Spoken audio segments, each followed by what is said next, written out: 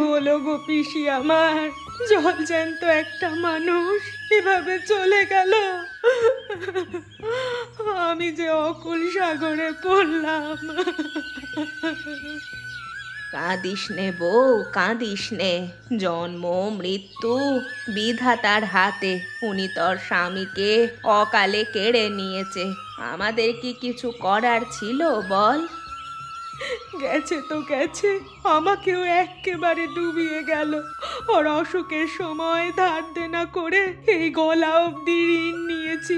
এখন একটু বাদে বাদে পাওনাদারেরা আসে। আমার যে এখন গলায় দড়ি দিয়ে মরার জোগাড় হলো গো পিসি। ধুর, এসব কি বলতে আছে? ছেলে মেয়ে দুটোর কথাও তো চিন্তা করতে হবে। তুই এভাবে ভেঙে পড়লে ওরা যাবে কোথায়? আহা, কচি কচি বাচ্চা দুটো, এই বয়সে বাপ হারা হতে হলো। সকাল থেকে বাচ্চাগুলোর পেটে কিছু পড়েনি, ঘরে এক মুঠো চালও নেই যে রেঁধে দিব। এক কাজ করিস বউ, তপন আসলে ওকে আমার ঘরে পাঠাস। ও বেলার ভাত আছে আর আলু চচ্চড়ি, তোদের তিনজনের হয়ে যাবে। তোমাদের যে কি বলে ধন্যবাদ দিব গো পিসিমা, সে ভাষা আমার নেই।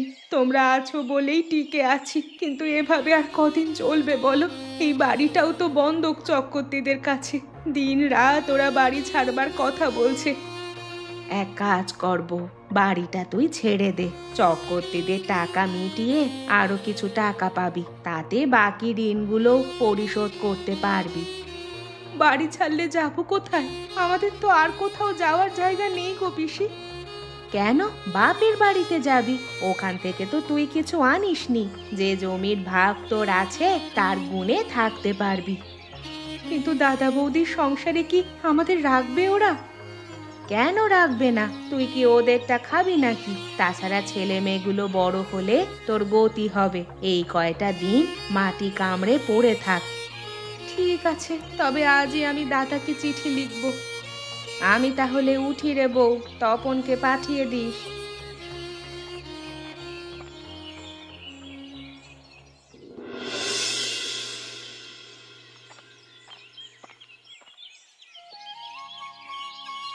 গিন্নি, আরে ও গিন্নি, কোথায় গেলে? বাজারগুলো নাও।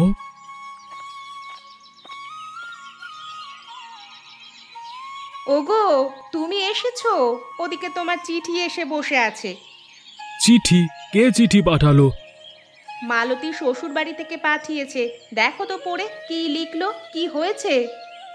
দাও তো দেখি, কোনো বিপদ আপদ হলো না তো? কদিন আগে বরটা মারা গেল।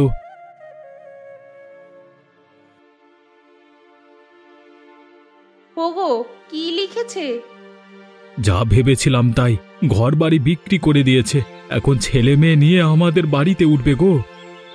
আমাদের বাড়িতে? কিন্তু এখানে থাকবে কোথায়? আমাদের নিজেদেরই তো জায়গা হয় না। তা বললে কি হবে গিন্নি? আমরা আশ্রয় না দিলে ছোট ছেলে মেয়েগুলোকে নিয়ে কোথায় যাবে বলো তো? বাইরের ঘরটা তো খালি আছে, ওখানে থাকুক আপাতত। ঠিক আছে, তোমার যা ভালো মনে হয় তাই করো।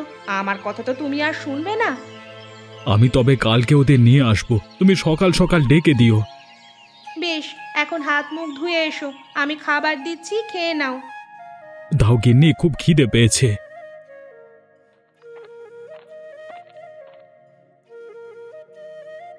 মিনুবতী, মিনুবতী, বাজারগুলো নিয়ে যা তো মা।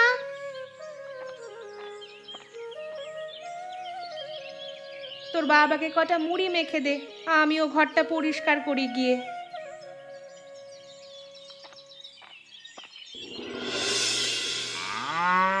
যাই খুড়ি, তোমরা ভালো থেকো আর আমার গাছগুলোকে দেখে রেখো। যা বউ যা, সাবধানে থাকিস আর মাঝে মধ্যে চিঠি লিখিস। আর নে দাদু ভাই, এই টাকাটা রাখ, পথে কিছু কিনে খাস। কি মজা, কি মজা! ঠাকুমা আমাকে নতুন টাকা দিয়েছে। তাড়াতাড়ি উঠে আয় মালতী, এখন না বেরুলে সন্ধ্যের আগে পৌঁছানো যাবে না। হ্যাঁ দাদা, আসছি। যা তপন আর ননি, তোরা গাড়িতে উঠে বস।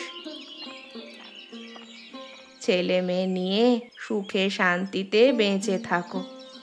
যাই গো খুড়ি, তুমি নিজের খেয়াল রেখো।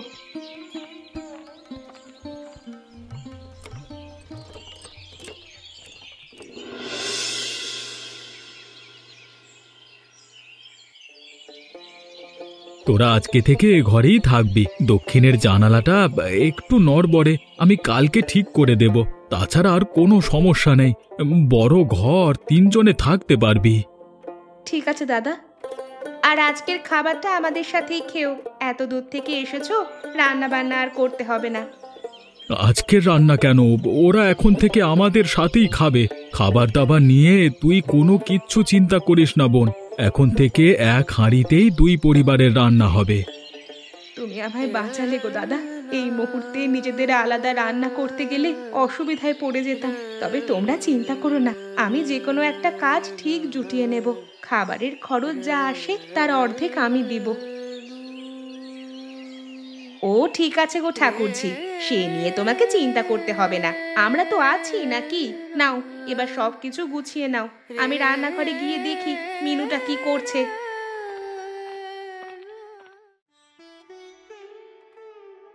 ও দাদা, আমার আশায় বৌদি রাগ করলো না তো? আরে দূর, ওর আবার কিসের রাগ? আমার সংসারে তোরা আসবি না তো কারা আসবে? যখন যেটা লাগবে আমার কাছে বলবি, কোনো সংকোচ করবি না। আমার জন্য এক জোড়া জুতো এনে দিও মামা, আমার জুতো জোড়া ছিঁড়ে গেছে। ঠিক আছে তপন বাবু, কালই তোর জন্য জুতো নিয়ে আসবো। এখন তোরা খেয়ে দে, বিশ্রাম নে।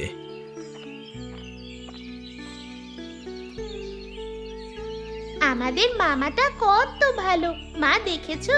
কিন্তু মা আমি জানি কেমন, এমন ঠান্ডা চোখে কথা বলে না, তাকাতেই ভয় করে। পরের বাড়িতে এলে এসব একটু সহ্য করতে হয় মা।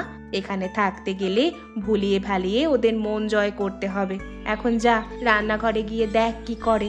আর কোনো কথা শুনলে সোজা আমার কাছে এসে বলবি।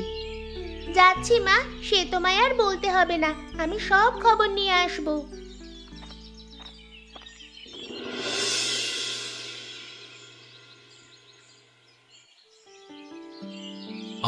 আসতে বলো, ওরা শুনতে পাবে তো।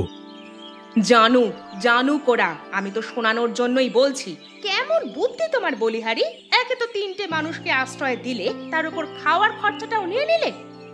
কি করব বলো, ওদের হাতে তো টাকা নেই যে নিজেরা বাজার করে খাবে। তাছাড়া মালতী তো বললই অর্ধেক খরচ সে দেবে। এরপর এটা নিয়ে কথা বলবার কি আছে? কথা 100 বার তুলবো। তুমি কি ভেবেছোটা কি তোমার ওই বোনকে আমি চিনি না? ও 1 টাকাও সংসার খরচ দিবে না। ওকে আমি হরে হরে চিনি।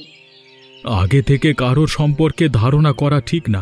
এখন টাকা নেই তাই দিচ্ছে না, হলে অবশ্যই দেবে। ঠিক আছে, আমিও সেটা দেখবো কখন হয় আর কখন দেয়। আর যদি উল্টো পাল্টা দেখি না, ঘর ধরে বাড়ি থেকে বের করে দিব।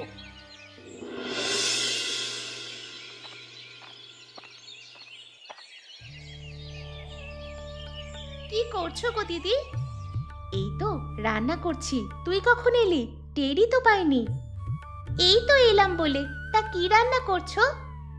ছোট মাছ ভুনা, আলু ভাজি আর ডাল। বাবা, ছোট মাছ আমার খুব পছন্দের। তা দিদি, তোমার তো উনুনের ধারে গরম লাগছে, তুমি সরো, বাকি রান্নাটা আমি করি। না রে, তুই ছোট মানুষ, ওসব তুই পারবি নে। পারবো দিদি, পারবো, দাও তো। মিনুবতী, অমিনুবতী, কতদূর হলো তোর রান্না? এই তো মামি, হয়ে এসেছে। ও, তুমি এখানে? তার আড়ালে দাঁড়িয়ে আমার ঘরে কি শুনছিলি? কই না তো, আমি কিচ্ছু শুনিনি। আমি তো বের হয়ে ঠিক দেখলাম কেউ একজন দৌড়ে যাচ্ছে।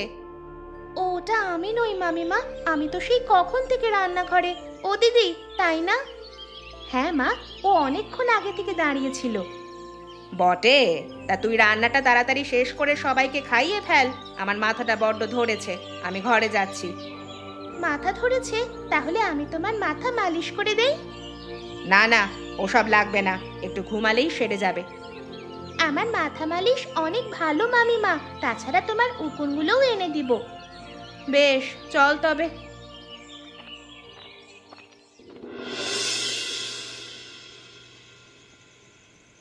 তোমাকে আরেকটু তরকারি দিব বাবা? না রে মা, আমার আর লাগবে না।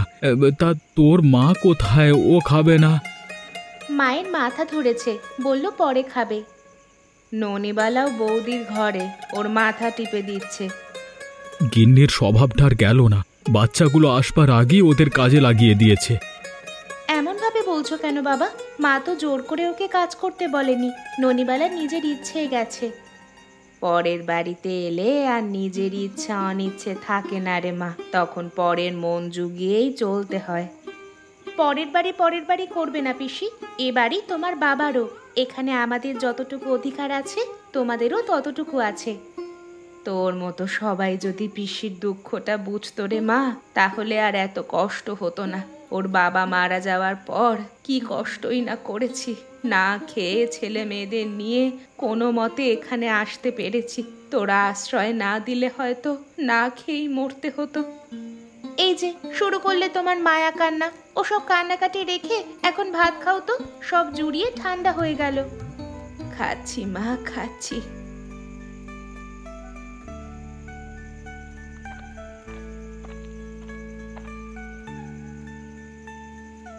কোথায় রে মিনুবতী, তোদের খাওয়া দাওয়া কি শেষ? না মা, বসে পড়ো। হ্যাঁ দে তো, আমাকে একটা থালা দে, খেয়ে শুয়ে পড়বো। তা তোমার শরীর এখন কেমন গিন্নি? মাথা ব্যথা কমেছে? ব্যথাটা একটু কমেছে এখন, ননিবালা মাথা টিপে দেওয়ায় আরাম লাগছে। অননি বস, তোরও তো খাওয়া হয়নি, কটা খেয়ে নে। বস ননি, তাড়াতাড়ি খেয়ে নে মা, পরে আর খাবার পাবি না। এটা কি বললে তুমি ঠাকুরঝি? আমি খেলে তোমার মেয়ে আবার খাবার পাবে না কেন? মানে আমি কি সব খেয়ে ফেলবো নাকি? না না বৌদি, আমি এসব কিচ্ছু বলিনি। আমি বলেছি শেষে খেলে ভাত নাও থাকতে পারে, আজ অনেক মানুষ তো। হয়েছে হয়েছে, এখন আর সাফাই গাইতে হবে না। তুমি যে কি বলতে পারো আর না পারো সে সব আমার জানা আছে। দেখেছো দাদা, দেখেছো বৌদি কিভাবে আমায় দোষী বানাচ্ছে? কথাটা বলে আমি কি এমন অপরাধ করে ফেলেছি বলো তো? তোরা থামবি? আস্তে নাস্তি ঝগড়া শুরু করে দিলি। বলি একসাথে থাকতে গেলে এসব অনেক কিছুই সহ্য করতে হয়। সহ্যই তো করছি, না হলে কি এতদিন থাকতে পারতুম?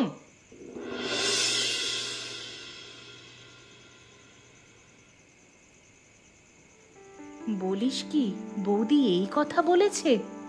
হ্যাঁ মা, আমি নিজ কানে শুনেছি। মামি বলছিল আমাদের ঘাড় ধাক্কা দিয়ে বের করে দিবে। কি এই কথা বলেছে ও? দাঁড়া দাঁড়া, আমি এক্ষুনি গিয়ে জিজ্ঞেস করছি। না না মা, তুমি এখন কিছু বলো না, না হলে মামি আমাকে মেরেই ফেলবে। ইস, মেরেই ফেলবে বললেই হলো নাকি? আমরা কি ওর বাড়িতে থাকি নাকি ওরটা খাই? ও উল্টে আমার ভাইয়ের খায় পড়ে। সেজন্য বলছি সামনাসামনি কিছু বলো না, ছলে বলে কৌশলে মামিকে ধরাশায়ী করতে হবে। কথাটা তুই মন্দ বলিস নিল, ওই পোড়ামুখীকে হাতে মারা যাবে না, ভাতে মারতে হবে। হ্যাঁ মা, আমরা মোটেও সংসারে টাকা দিব না, যতদিন পারা যায় মামার টাকায় খাবো। ভালো কথা বলেছিস, তোর দেখছি বুদ্ধি খুলছে। খুলবে না? তোমার মেয়ে হলাম আমি, তোমার বুদ্ধি তো আমার মাথাতেও থাকবে নাকি? নে এবার ঘুমিয়ে পড়, অনেক রাত হয়েছে। হ্যাঁ মা, চলো শুয়ে পড়ি।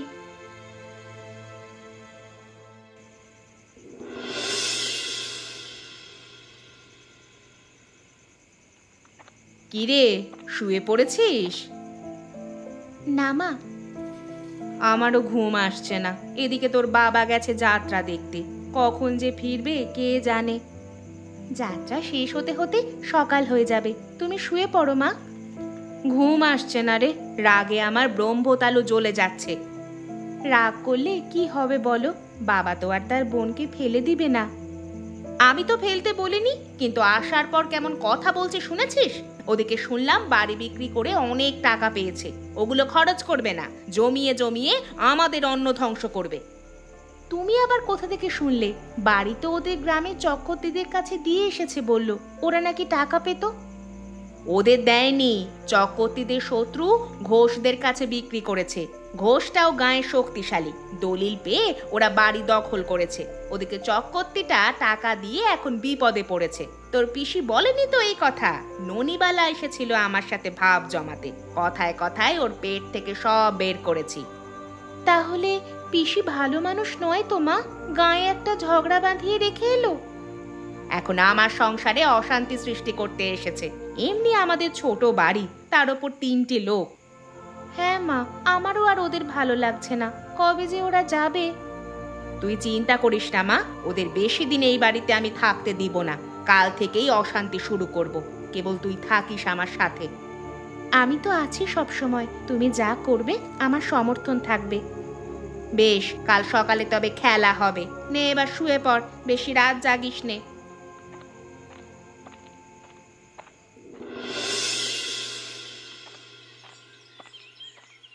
মিনুবতী, অমিনুবতী, বলি বেলা তো কম হয়নি, রান্না চড়াস নে এখনো?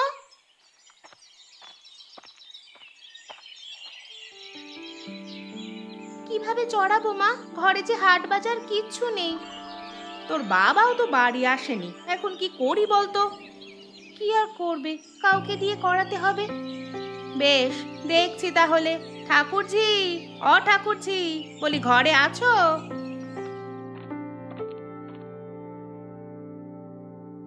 বলো বৌদি, শুনছি। ও বেলা রান্নার কিছু নেই গো, যাও তো ভাই, কটা মাছ তরকারি কিনে নিয়ে এসো। এই সকাল বেলায় মাছ তরকারি কই পাবো? তার চেয়ে বরং শাক পাতা দিয়ে খেয়ে ফেলি। শাক পাতা খাবো এই সাত সকালে? হ্যাঁ, তোমরা তো ওসব খাও না, তাই বুঝবে না শাকে কতটা পুষ্টি। যা তো মা ননিবালা, পুকুর ধার থেকে কটা কচু শাক আর কলমির ডগা নিয়ে আয়। যাচ্ছি মা, চল তপন, পুকুরে যাই। চলো দিদি।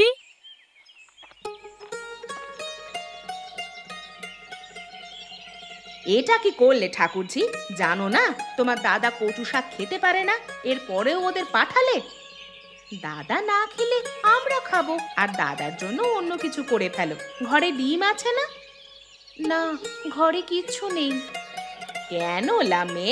কাল রাতেও তো রান্নাঘরে মিষ্টি কুমড়ো দেখেছি একটা, ওটা কোথায় গেল? ওটা খাওয়া যাবে না, ওটা আমার বাপের বাড়ির জন্য রেখেছি।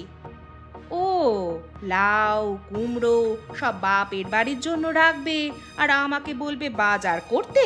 তাহা তো হবে না। কেন হবে না শুনি? এই সংসারে বসে বসে খাবে আর আমি সব কিছু দিব, সে আশার গুড়ে বালি। এখন থেকে তোদেরও কিছু দিতে হবে। দিচ্ছি তো, রোজ 3 বেলা কচু শাক দিব, ওগুলো খেয়ে থাকো। দেখেছিস মিনু, দেখেছিস? ইচ্ছে করে এমন করছে যাতে সংসার খরচ না নেয় ওর কাছ থেকে। তবে আমিও কম জানি না, শাক পাতা যাই আনো তা তোমাকেই রান্না করতে হবে। হ্যাঁ, ঠিক বলেছো মা, আজ থেকে আমিও কিছু রাঁধবো না। বেশ তো, তোরা যদি খেতে পারিস আমার রাঁধতে কোনো অসুবিধে নেই।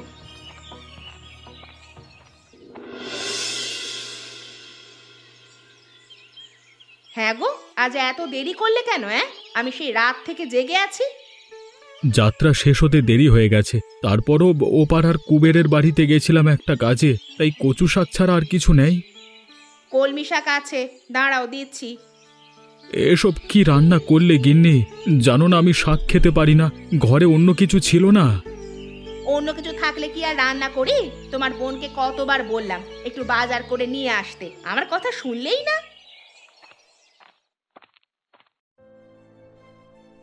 বৌদির কি আক্কেল জ্ঞান দেখেছো দাদা? আমার হাতে একটা টাকা নেই আর বলে কিনা বাজার করে নিয়ে আসতে। টাকা আছে কি নেই তা ভালো করেই জানি আমি, শুধু শুধু ন্যাকা সাজতে এসো না। কি জানো তুমি? হ্যাঁ, কি জানো? কিছুই জানো না। বাড়ি বিক্রি করে সব টাকা দিয়ে দেনা শোধ করেছি, একটা টাকাও হাতে রাখিনি। রেখেছো কি রাখোনি সে সময় হলেই বোঝা যাবে। তুমি যে গভীর জলের মাছ তা আমি ভালো করেই জানি, আর তুমি যে কত বড় শিকারী তাও দেখব। ভেবেছো কি আমরা কিচ্ছু বুঝি না? এই বাড়ি থেকে তাড়ানোর জন্য মা মেয়ে মিলে ফোন দিয়ে আঁটছো, তাই না? তবে একটা কথা মনে রেখো, আমাকে সহজে এই বাড়ি থেকে নড়াতে পারবে না। পারবো না? বেশ, তবে চুলের মুঠি ধরে বের করব। দেখি দেখি কে এসে ফেরায়। কি, আমার চুলের মুঠি ধরবে? বেশ, আসো দেখি কে কার চুল ধরে দেখি। কি শুরু করলে তোমরা? থামো বলছি, থামো। মানুষ জানলে কি বলবে শুনি? শোনার আর কি বাকি আছে? তোমার বোন গায়ে ঢোল পিটিয়ে বলেছে আমি নাকি ওকে খাবার দেই না। কে বলেছে শুনি? নিয়ে আসো তাকে, এক্ষুনি আমার সামনে নিয়ে আসো। মিথ্যা কথা বলার মজা আমি দেখাচ্ছি। হয়েছে, কারোর কিছু দেখাতে হবে না, তোরা থাক এ বাড়িতে, আমি গেলাম।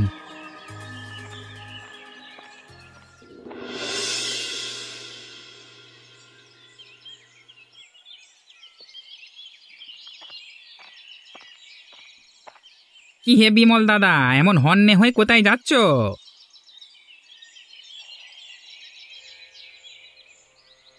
আর বলো না, পরিবারের ঝামেলা আর ভালো লাগে না। ভেবেছিলাম বোনটাকে নিয়ে এক হাঁড়িতেই খাওয়া দাওয়া করব, কিন্তু সব সময় ওদের ঝগড়া লেগেই আছে। তাই বাজারে যাচ্ছি নতুন হাঁড়ি পাতিল কিনতে। বুঝতে পেরেছি, তোমার বাড়িতে এখন দুই সংসার আলাদা রান্না করবে। বিষয়টা খুবই খারাপ। মিলেমিশে না থাকলে তো ওরা দুদিন পর আলাদা বাড়িতেই থাকতে চাইবে। কি করব বলো, ওদের বোঝানোর ক্ষমতা আমার নেই।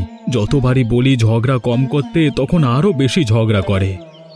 হ্যাঁ, আমার কাছে একটা বুদ্ধি আছে। সেই মতো কাজ করলে তোমার বউ আর বোন ঝগড়া বন্ধ করে সংসারেও শান্তি ফিরে আসবে। কি বুদ্ধি বলো তো শুনি। শোনো তবে। বুদ্ধিটা মন্দ নয়, কিন্তু এই বুদ্ধিতে কি কাজ হবে? আলবাত হবে, তুমি দুটো দিন অপেক্ষা করে দেখো। ঠিক আছে, তবে তাই হবে। আর তুমি সংবাদটা পাঠিয়ে দিও।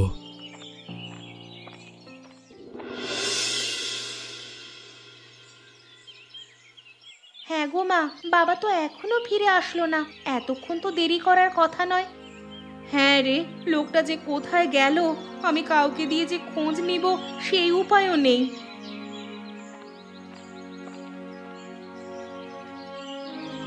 বৌদি, আরে ও বৌদি, খবর শুনেছ? বিমল দাদা উত্তরে চলে গেছে গো। উত্তরে? সে কি, সেখানে কেন? ওখানকার পাহাড়ে নাকি সব কাজ করবে। হ্যাঁ, বাড়ি ফিরবে না। তোমাদের বললো ওর জন্য চিন্তা না করতে। এ কি বলছো তুমি মানিক? রাগ করেছে বলে মানুষটা আমাদের ছেড়ে চলে যাবে? এখন আমি এই সংসার কিভাবে চালাবো?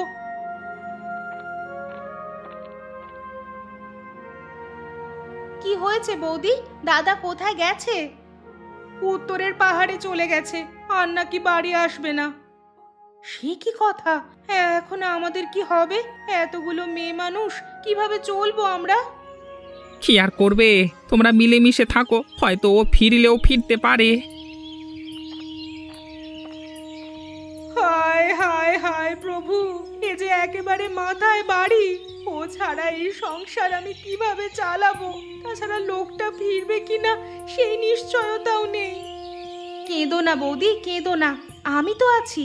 আজ থেকে আমরা দুজন সংসার চালাবো, কোনো সমস্যা হবে না।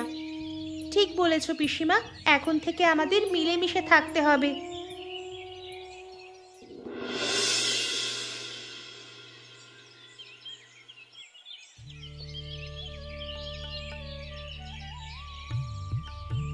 মিনুবতী, ও মিনুবতী, কাঠগুলো নে তো মা।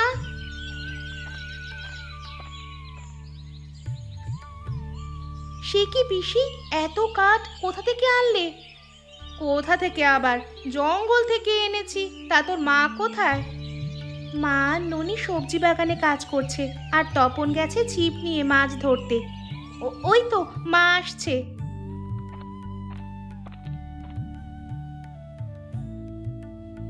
ওমা দেখো, কতগুলো সবজি হয়েছে আমাদের খেতে। হ্যাঁ রে, এগুলো বিক্রি করা যাবে। ঠাকুরজি, তুমি তপনকে নিয়ে বিকেলে একটু হাটে যেও তো।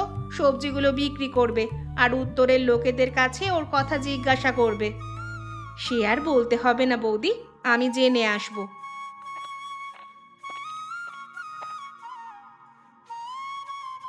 আর আমার খোঁজ নিতে হবে না, আমি চলে এসেছি। ও বাবা, তুমি এসেছো? আমরা যে কত খোঁজ করেছি তোমার, কোথাও পাইনি। পাবি কি করে, আমি যে লুকিয়েছিলাম। লুকিয়েছিলে? হ্যাঁ, তোমাদের শিক্ষা দেওয়ার জন্য। দুই ননদ বৌদি তো খুব ঝগড়া করতে, এখন দেখেছো কত মিল হয়েছে। ও কথা বলে আমাদের লজ্জা দিও না গো দাদা। তুমি চলে যাওয়ার পর আমরা বুঝেছি মিলেমিশে থাকলে কত শান্তিতে বাস করা যায়। হ্যাঁ গো, এত ছোট্ট বাড়িতে আমরা অনায়াসে থাকতে পারছি এখন। আমার আর কোনো সমস্যা হচ্ছে না। সেই জন্যই মানুষ বলে যদি হও সুজন তেঁতুল পাতায় নজন।